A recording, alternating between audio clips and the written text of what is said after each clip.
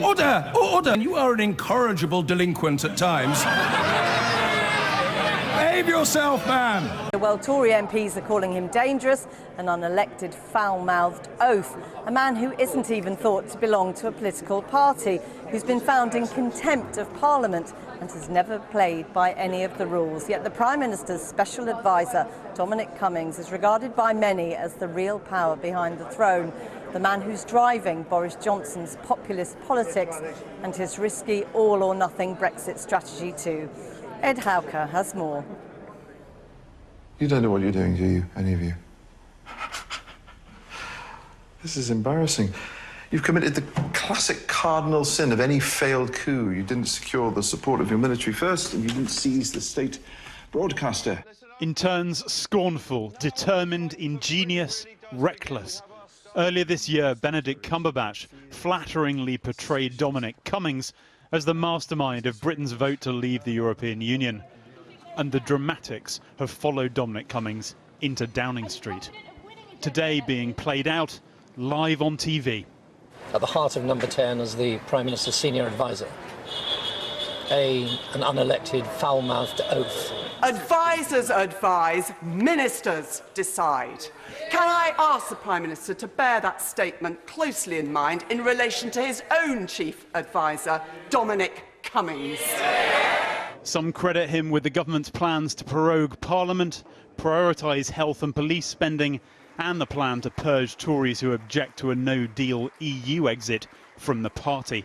But tonight, citing privacy law, the Conservatives could not confirm whether Dominic Cummings is even a member himself. Last week, he was even accused of sacking and removing with armed police escort, not a member of his own staff, but one of the Chancellor's advisers. He seems to have been given free rein to manage and discipline, indeed expel somebody from Number 10 with an armed police officer without any clarity about whether that's what he has been appointed for. And I think a review is needed of what's going on here. Those special advisors who behave like this ultimately end up damaging, if not destroying, the politician that they work for. Downing Street says there'll be no inquiry into the sacking. Besides, could the Dominic Cummings approach actually be popular? In April, independent research showed people's view about British politics was at its bleakest point in 15 years, and tellingly revealed this: a majority believe Britain needs a strong leader willing to break the rules.